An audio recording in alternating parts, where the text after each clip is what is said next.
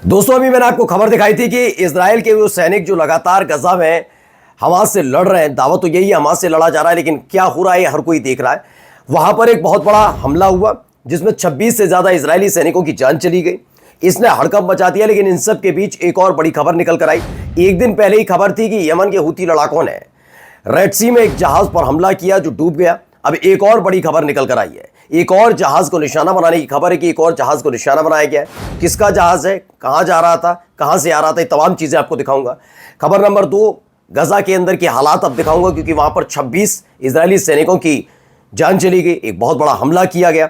उसके बाद के हालात क्या है और कितने लोग और घायल बताए जा रहे हैं, वो तमाम चीजें आज आपको दिखाने जा रहा हूं। तीसरी बड़ी खबर हमारी ये है कि अब सीरिया, जो कल तलक खासतौर पर एचटीएस और एचटीएस के हेड अल जुलानी, जो अमेरिका के लिए पूरी तरह से आतंकवादी संगठन और आतंकवादी हुआ करते थे, जिन पर इनाम तक घोषित था, अब उस सीरिया जब से वहां पर अल जुलानी आए हैं, एचटीएस ने ग्रहण सत्ता पर कब्जा किया है, उसके बाद से अब एक के बाद एक रहम बढ़ता जा रहा है।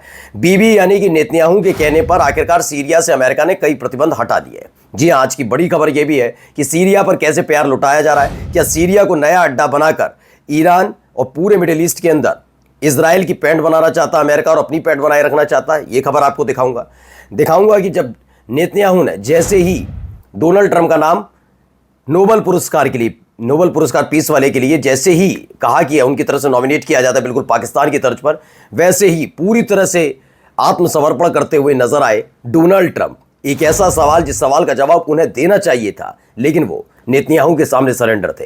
नमस्कार, मैं हूं प्रज्वल गौतम और आप देख रहे हैं the live TV. The live TV, सच सबसे आगे।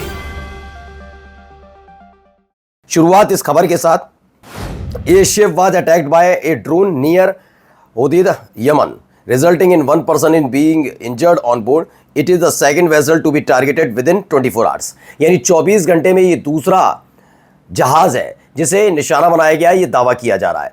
तो ये एक तस्वीर आप देखिए जिसमें आप देख सकते हैं धू-धू करके जल उठा है, ये एक तस्वीर निकलकर सामने आई। अगली खबर देखिए यही बताया गया, UKMTO, ये है UKMTO होता है UK maritimes organisation, has received several third party reports of an incident 50 NM यानी nautical west of Al Hudaydah, Yemen.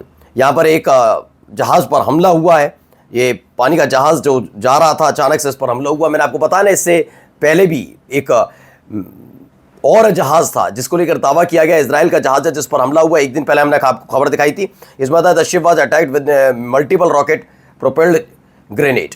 मैंने आपको कल भी बताया था कि ये जो सिलसिला था जो पिछले 8-9 महीने से रुका हुआ था, जहाज़ों पर अटैक करना, हमला करना, उन्हें डुबो देना, वो रुक गया था। लेकिन एक बार फिर से हुती लड़ाकों ने कल से उसे शुरू किया और आज दूसरा एक और जहाज़, पानी का जहाज़, उस पर हमला किया गया है।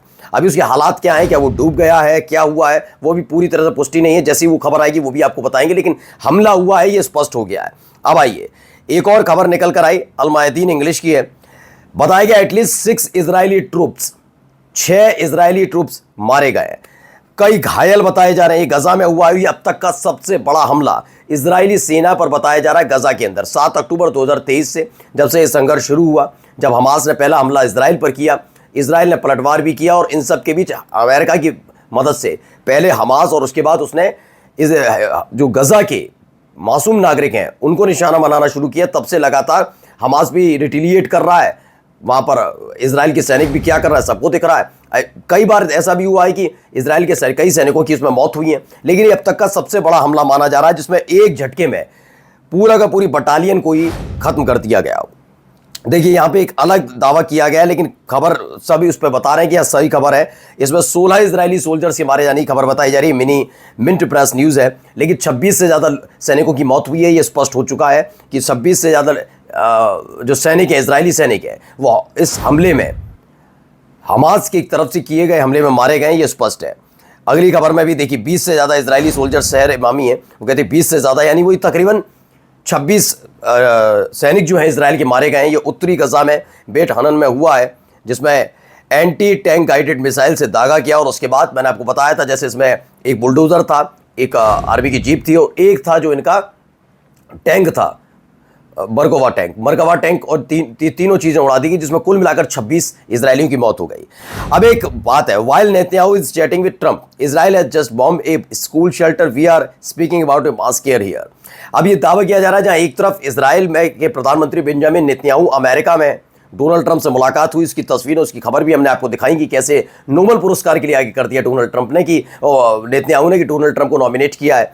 तो वही खबर है कि एक तरफ मुलाकात हो रही है, सीज फायर की बात हो रही है, तमाम चीज़ों की बात कर रहे हैं, और वहाँ दूसरी तरफ एक और स्कूल को गजा में निशाना बनाया जाता है। ये मास केयर नहीं है तो क्या है, लगातार लोग सवाल पूछ रहे हैं। अब आ जाइए हूती लड़ाकों पर। एक तो आपने हमला वो देख ही लिया, एक और है Yemen arm force unleash a precise military blitz, 11 ballistic missile दागी गई हैं। कुल मिलाकर 12 बड़े हमले किए गए, जिसमें 11 बैलिस्टिक मिसाइल, और खबर है कि एक ड्रोन इजराइल पर दागा गया। ये कहाँ दागा गया? एलओडी एयरपोर्ट है वहाँ पर, अजदोद पोर्ट पर, अशकलन पावर स्टेशन पर, और पोर्ट है उम्म अल रशराह, यहाँ पर ये स्ट्राइक की गई। और ये बड़ा घातक स्ट्राइक रही है। पता लगा है कि नुकसान तो इजराइल को अच्छा खासा इसमें भी हुआ है यमन के इस हमले में। इन सब के बीच चीन बीच में आता है, क्योंकि आपको मालूम ही होगा कि जब यमन की तरफ से हूती लड़ाकों की तरफ से हुआ, उसके फौरन बाद इजराइल ने अपने जेट भेजे थे, 11 तकरीबन जेट भेजे थे। पता लगा था फाइटर जेट 11 भेजे थे, जिसमें से एक मार गिराया गया, जिसके बाद 10 फाइटर जेट फौरन वापस लौट के आए। खुद इजराइल ने भी माना कि उनको नहीं पता था इतना ताकतवर हो चुका है हूती, इतना ताकतवर हो चुका है यमन कि उनके फाइटर जेट तक गिरा देगा, जिसके बाद वो वापस लौट कर आए थे। इस हमले की निंदा चीन ने की है। चीन का इस सबके बीच में आना और निंदा करना ये बताता है कि आने वाले दिनों में चीन क्या बड़े हथियार देने जा रहा है यमन को, क्योंकि उसके पास भी भाई अपने घातक हथियार हैं। अब आइए मिंट प्रेस न्यूज़ की एक खबर है, इसमें एक खबर है कि डोनाल्ड ट्रंप से उन्होंने क्या कहा, वो सीरिया पर से जितने भी पाबंदियां सीरिया पर लगाई गई थी बशर अल असद की सरकार के वक्त, वो सारे हटाने जा रहे हैं। ये सारा का सबका सब हुआ है नेतन्याहू की रिक्वेस्ट पर। देखिए क्या है, at the request of lot of countries, कई देशों के निवेदन, अपील और प्रार्थना और रिक्वेस्ट के बाद, इसमें बीबी यानी कि नेतन्याहू भी शामिल हैं, हम सीरिया से सारे प्रतिबंध हटा रहे हैं। अब ये हालात क्या है, बशर अल असद कभी भी अमेरिका की नज़र में आतंकवादी नहीं थे, ठीक है, उनसे तनाव था क्योंकि वो ईरान समर्थित और रूस समर्थित थे। लेकिन तख्ता पलट के बाद कौन आया सीरिया में? एक ऐसा व्यक्ति जो आतंकवादी की लिस्ट में शामिल था अमेरिका की। पहले सोचिए, अमेरिका का दोगलापन आपको इसलिए दिखा रहा हूं, आप समझिए ये अपने हिसाब से तय करता है। जो अमेरिका के लिए काम करेगा वो आतंकवादी हो ही नहीं सकता, ये उसका मानना है, चाहे वो हथियार उठाए या कुछ भी कर दे, बम गोला बारूद दागे। फिर आप सोच लिए इजराइल पर प्यार बरस रहा है तो कैसे बरस रहा है, और कैसे उसे आप अमेरिका की शह पर शरीफ बता सकते हैं। अल जुलानी को आतंकवादी बताते हैं, अल जुलानी अमेरिका की शह पर बशर अल असद की सरकार को तख्ता पलट करते हैं, सत्ता में आते हैं, और वही आतंकवादी अचानक शरीफ हो जाता है, सैंक्शन सारे हट जाते हैं। तो ये अमेरिका का दोगलापन है। देखिए इसमें भी आया, ईरानी प्रेसिडेंट ने एक सवाल पूछा, कहा है ट्रंप से, कहा कि ट्रंप जो है दरअसल वो मिडिल ईस्ट के अंदर शांति ला सकते हैं, समृद्धि ला सकते हैं, लेकिन ये तय उनको करना है। The choice is up to him, ये उनके ऊपर है कि वो करना क्या चाहते हैं। वो शांति लाना चाहते हैं, समृद्धि लाना चाहते हैं मिडिल ईस्ट में, या कुछ और।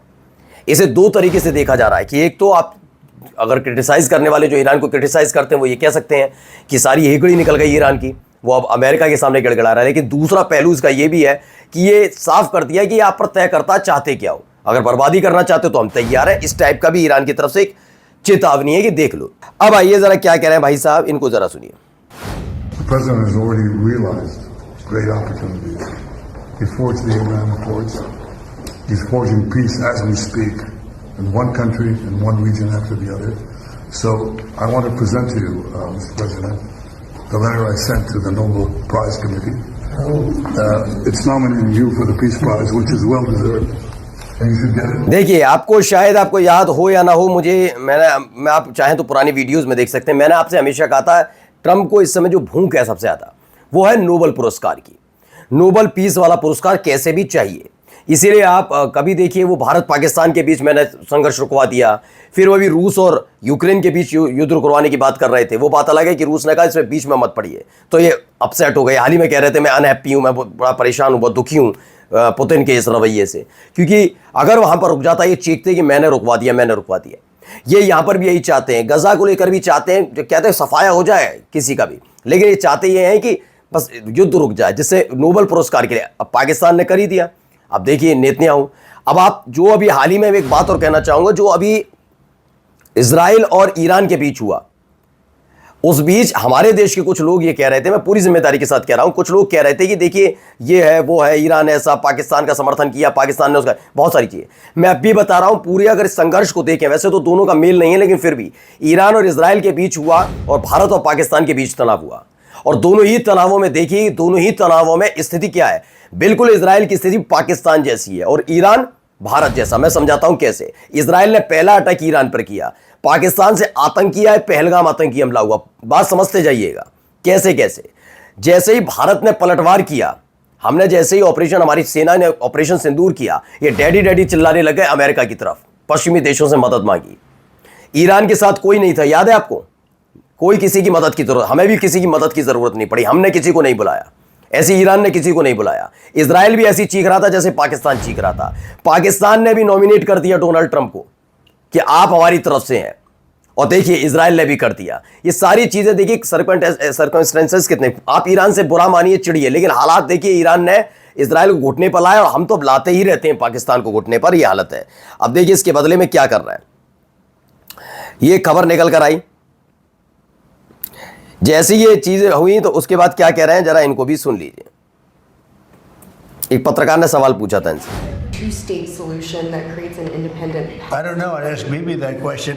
You have the greatest man in the world to answer that age-old question, two-state. Go ahead. You give him your honest answer. I think Palestine. अब सोचिए, इनसे एक पत्रकार ने पूछा कि डोनाल्ड ट्रंप आप क्या सोचते हैं टू स्टेशन सॉल्यूशन के बारे में। इस दौरान वो पूरी तरह से, चूंकि उनके हाथ में लेटर आ गया किसका, नोबेल पुरस्कार पीस के लिए नॉमिनेट कर दिया इजराइल ने, तो पूरी तरह से झुक गए। वो कह रहे हैं महान आदमी आपके सामने बैठा ही तो है, नेतन्याहू से पूछिए टू स्टेट नेशन के बारे में। ये अब तक क्या बोल रहे थे डोनाल्ड ट्रंप, और जैसे इनके हाथ में, मैंने कहा ना इस आदमी को सिर्फ नोबेल पुरस्कार चाहिए, सिर्फ इसी बात पर केंद्रित है। अब आइए, ईरान की एक इंटेलिजेंस ऑफिशियल्स है, उसने ये क्लेम किया है कि इजराइल ट्रंप के सहयोग से एक बार फिर से बहुत बड़ा हमला ईरान पर कर सकता है। ये खबर निकल कर सामने आई है, या और अगर ये हमला हुआ तो यकीन मानकर चलिए ये थमेगा नहीं, बहुत मुश्किल हो जाएगा। ये ट्रंप भी नहीं थम पाएंगे, चाहे कितनी ही कोशिश करें। वो बार बार कहते हैं ना मैं रोक लेता हूं, मैं कर रहे, तो कुछ नहीं कर पाएंगे। Israel is the problem, not Palestine, not Syria, Lebanon, Iraq, Iran, Yemen, Afghanistan, ईटीसी। ये क्या है बयान, जरा पहले सुनिए क्या कह रहे हैं। Just want to add one sentence. The Israeli Prime Minister came here today and said that Israel is surrounded by those who want to destroy it, an enemy. We're here, members of a Muslim Arab committee mandated by 57 Arab and Muslim countries. And I can tell you here, very unequivocally, all of us are willing to, right now, guarantee the security of Israel in the country. ये कौन है, Jordan के मंत्री हैं, वो खुद बता रहे हैं कि इजराइल एक बहुत बड़ा खतरा है। ना उन्होंने कहा ना यहाँ पर सीरिया है, Lebanon, Iraq, Iran, Yemen, Afghanistan, कोई नहीं है, सिर्फ और सिर्फ इजराइल ही सबसे बड़ी मुसीबत है। नमस्कार। द लाइव टीवी, सच सबसे आगे।